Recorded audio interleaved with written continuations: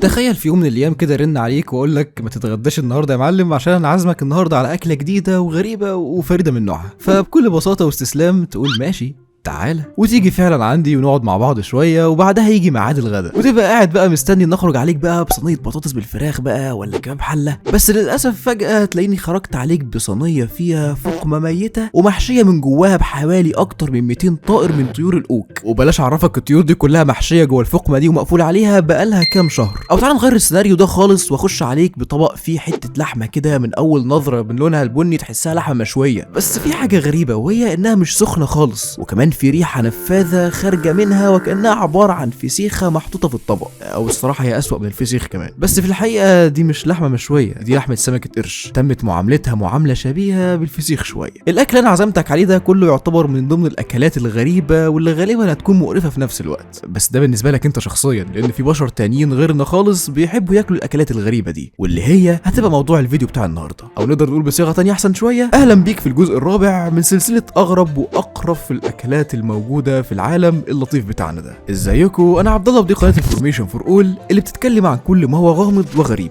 وضيف عليهم مقرف النهارده. لو دي اول مره ليك هنا ما تنساش تاخد لك لفه سريعه على باقي الفيديوهات لو بتحب المحتوى الغريب والمرعب اللي انا بقدمه في القناه دي. والمهم برضو ما تنساش تلبس سماعتك، والمره دي بقول لك اوعى تاكل او تشرب حاجه وانت بتتفرج، واتمنى تصلي على النبي قبل ما نبتدي ولا نبدا الفيديو.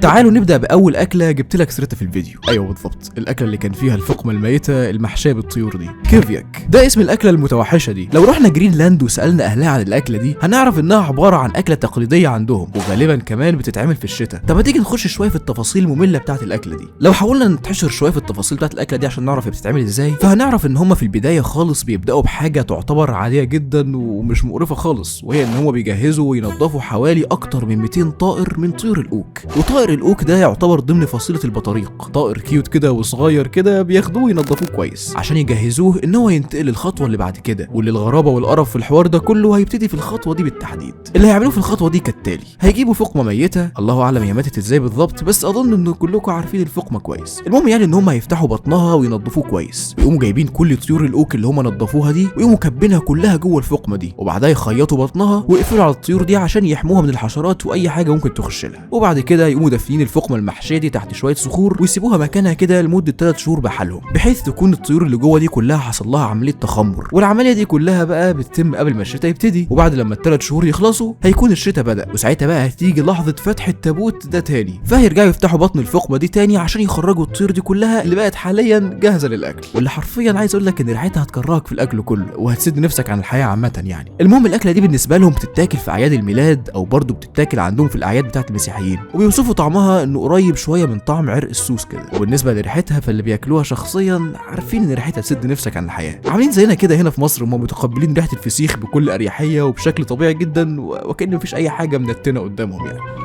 ده طلع حلو فعلا.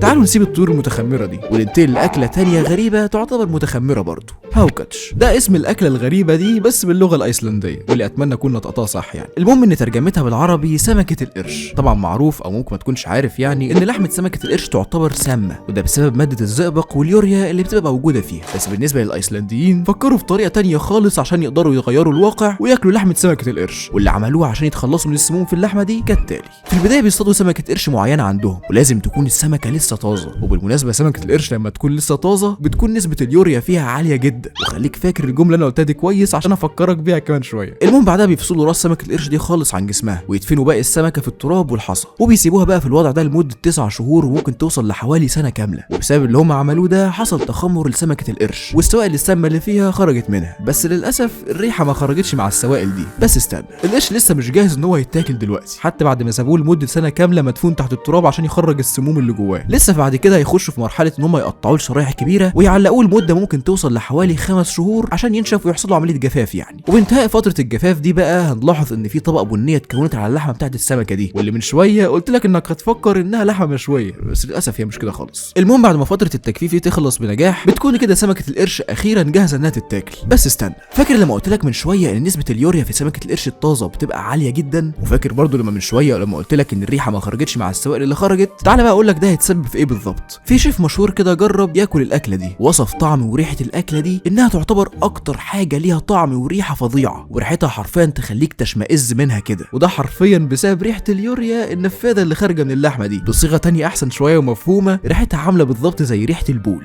ايوه بالظبط كده زي ما انت سمعت، البول. عايز اقول لك اصلا ان السوائل اللي خرجت منها دي لما كانت في مرحله التخمير عباره عن بول سمكه القرش دي، فباختصار كده السمكه كانت متغطيه بالبول بتاعها لما كانت بتتخمر، ودي اكتر حاجه مقرفه ما اظنش خالص انك تتمنى انك تتخيل اصلا طعمها عامل ازاي. بس الموضوع ده بالنسبه للايسلنديين ايزي بيزي ليمون سكويزي.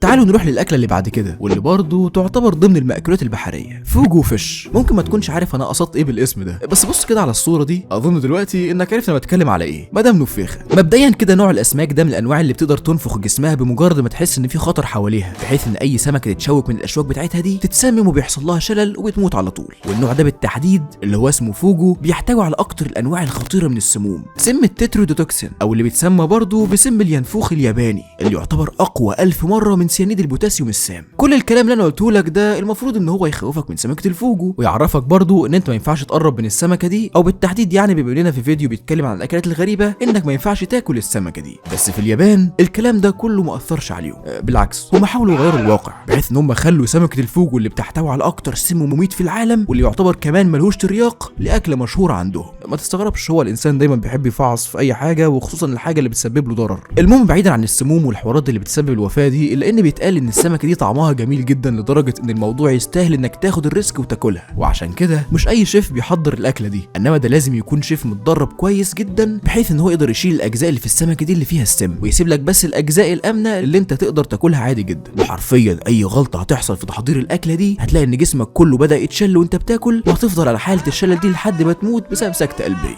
وحاجه كمان عايز اعرفها لك، وهي ان سميه السمكه دي وصلت لدرجه ان في جمله يابانيه مشهوره ليها علاقه بالبقاء على قيد الحياه بتقول: عايز اكل الفوجو بس انا متمسك بحياتي. حاول تقرا المثال ده بالياباني بس للاسف لساني اتعوج.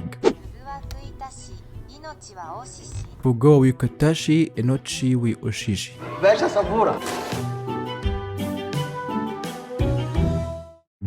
المهم تعالوا نشوف الاكله اللي بعد كده، واللي انا بعتبرها شخصيا النسخه المطوره من الكرشه، بوكادا دي بود. ده اسم الاكله الغريبه دي بالبرازيلي، واللي ترجمتها امعاء الماعز. عندنا هنا في مصر بننضف الكرشه بتاعه العجل وبتتاكل بقى في طبيخ او انها تكون متحمره، بس بالنسبه للبرازيل فالاكله دي بيجيبوا فيها معده المعزه، او بالتحديد كرشه المعزه او الماعز يعني، وتتحشي بامعاء او اجزاء معزه صغيره تانية. باختصار كده وبصيغه تانية اسهل، امعاء معزه صغيره جوه كرشه معزه كبيره. تحس ان الكلام معقد شويه. المهم ان هم بيبداوا الاول ان هم يجهزوا امعاء المعزه الصغيره دي، وتتقطع مع بصل وخضار وغالبا لحم خنزير كمان، وتتبل كويس، وبعدها ده كله بينضاف في كرشه المعزه الكبيره دي عشان غالبا تتسلق، وبعدها تتحمر وتتاكل مع رز وفاصوليا. ولو في حاجه غريبه ممكن اقولها في الاكله دي فاتوقع انها تبقى الريحه بتاعتها، وبالنسبه للطعم فما اظنش برضو انه هيكون احسن حاجه، بما ان الاكله دي عباره عن اكتر مكانين في جسم الحيوان ريحتهم وطعمهم مش هيبقوا لطاف خالص يعني.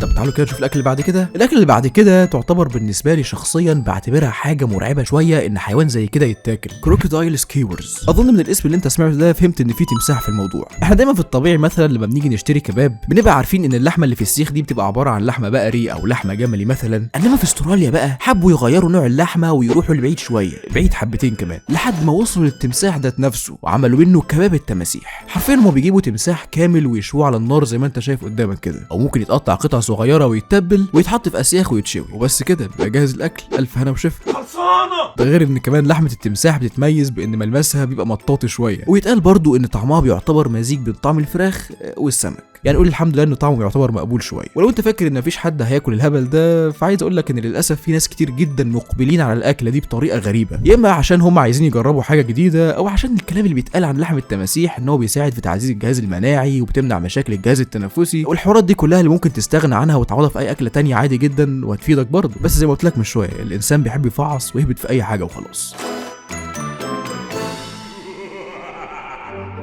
تعالوا تعالوا بقى نسيبنا من ده كله ونشوف اكله كده جوسي ليها علاقه بالديدان. كوكونات وورمز، ديدان جوز الهند. بما اني واحد في كليه زراعه فحابب اقول لك ان اشجار جوز الهند بتتصاب بنوع من الافات او الحشرات اسمها سوس النخيل الحمراء، وباختصار شديد خالص كده فالسوسه دي بمجرد انها تخش في الجذع بتاع النخله او بتاع شجره جوز الهند بتبدا تحفر فيه وتتغذى عليه وتدمره، وبالتالي حرفيا النخله بتبقى فاضيه من جوه وبتموت في النهايه. وبديهيا المفروض ان المزارعين يتغلبوا على الافه دي ويموتوها لانها بتتسبب في اضرار وخسائر كتيره. في فيتنام بقى تقريبا بدل ما يشغلوا دماغهم في حل مشكله الافه دي شغلوا بطنهم، وده لانهم بداوا يجمعوا يرقات السوسه دي اللي هي بتبقى بالمنظر اللي انت شايفه قدامك ده من اشجار جوز الهند المتصابه بالافه دي، وبدل ما يموتوا اليرقات دي ويمنعوا تكاثرها عشان ما تبقاش سوسه بعدين خدوها وكلوها شخصيا، وبداوا يجمعوا اكبر قدر منها ويبيعوها بسعر بيوصل لدولار للدوده الواحده اللي طولها ممكن يوصل لحوالي 5 سم. والجزء المقرف بقى في الحوار ده كله ان الشائع في طريقه اكل الديدان دي هي اكلها وهي حيه. يعني فاكر الجد ماكس في كرتون بنتين لما كان بياكل الدود وهو صاحي؟ فغالبا ده برضه اللي بيحصل مع الدوده دي، بحيث انها بتتغسل كويس وبتتحط في وسط اعشاب او صوص معين كده مع شويه خضار وبتتاكل وبالهنا والشفا. لو انت من الناس بقى اللي بتقرف انك تاكل الدود صاحي فما تقلقش، لان الدود ده بيتاكل بطرق تانية غير ان هو يتاكل حي. خلصانه يا جدعان والله العظيم. يا اما بقى تاكله مقلي او يتاكل مسلوق، يا اما تحط الديدان دي كلها في اسياخ بعد ما تملحها وتتبلها كويس وتحطها تتشوي على النار وهتبقى كريسبي من بره وجوسي من جوه. وفي بعض الوصفات برضو للاكله دي بحيث انها بتتاكل مع الرز، ما اعرفش ازاي بس دي اكتر حاجه مقرفه ممكن تتخيلها يعني. الغريب بقى في الموضوع ده كله ان بيتقال ان الديدان دي بتبقى فيها طعم حلو، ده غير انها بتبقى غنيه بالبروتينات، وده بديهيا لان الدوده بتتغذى على قلب شجره جوز الهند، وبالتالي انت يعتبر بتكسب معظم الفوائد اللي هي بتتغذى عليها دي. بس بسبب الهبل اللي الناس بتعمله وان هم بداوا يسيبوا اشجار جوز هند كتير تتصاب بالافه دي، فالسلطات المحليه منعوا الناس ان هم يربوا الديدان دي على الاشجار، لان زي ما قلت لكم من شويه كده النوع ده من الافات بيتسبب في مشاكل وخسائر كتيره، فمش من المنطقي يعني ان الناس تسيب الديدان دي تستولي على اشجار جوز الهند ويبهدلوا النظام البيئي عشان يكسبوا شويه فلوس يعني.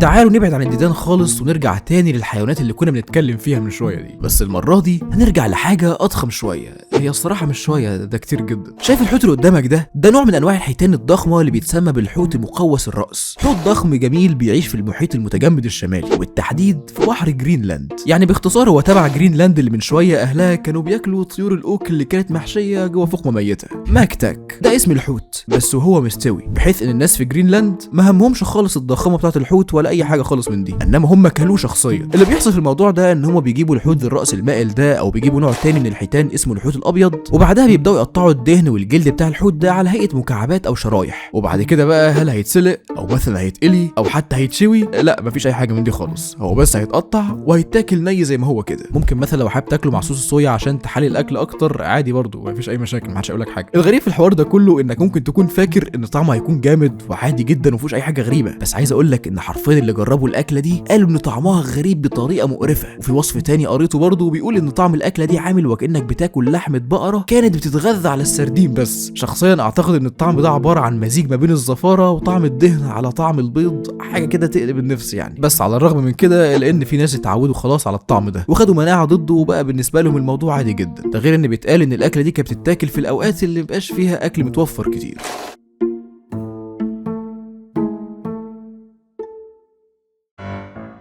بعد الاكل الجميل اللي احنا سمعنا عنه وشفناه ده، تعالوا بقى نختم الفيديو بمشروب رائع نبلع بيه كل القرف اللي احنا شفناه ده. تعال بس عايزك تفكر 1000 مره قبل ما تشرب المشروب ده. فروج سموذي. احنا طبعا معظمنا عارف ان الضفادع بتتاكل عادي جدا في بعض البلاد بقى، سواء بقى بتتاكل مشويه او مسلوقه، بس هل عمرك جه في بالك انك ممكن تشرب عصير ضفادع؟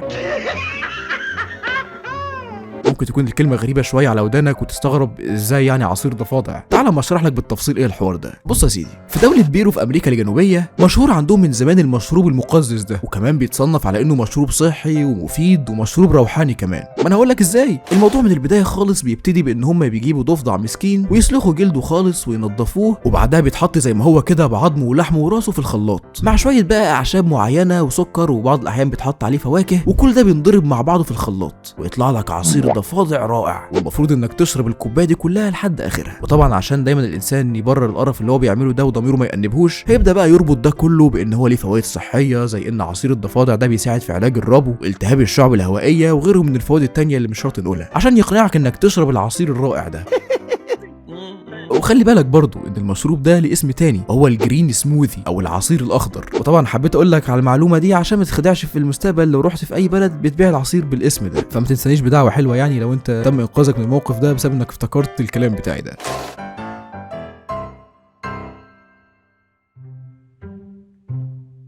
واظن لحد هنا وكفايه قوي عشان تقدر تعيش وتكمل يومك من غير ما نفسك تتسد على الاكل والشرب. وبس لو كان عجبك الفيديو بقى ما تنساش تعمل لايك وتشيره لاي حد نفسك تسد نفسه على الاكل. يعني لو مثلا صاحبك بيرخم عليك وعايزك تعزمه على اكله غاليه ولا حاجه ابعت له الفيديو ده عشان يغير رايه على طول وتبقى فلت من العزومه دي. المهم استنى قبل ما تقفل الفيديو حابب اقول لك برضو ان في بيدج على الفيسبوك بنزل عليها الفيديوز اللي بتنزل هنا، هي معموله من زمان بس انا حاليا بقيت نشط عليها شويه، فلو حابب تعمل شير للفيديوهات دي مع صحابك اللي بيكسلوا يفتحوا يوتيوب هتلاقي معظم الفيديوز دي موجوده على الفيس. ما تنساش تعمل فولو ولايك وشير للبيدج هتلاقيها في الديسكربشن، وما تنساش تصلي على النبي قبل ما انهي الفيديو، واشوفكم الفيديو الجاي. مع السلامه.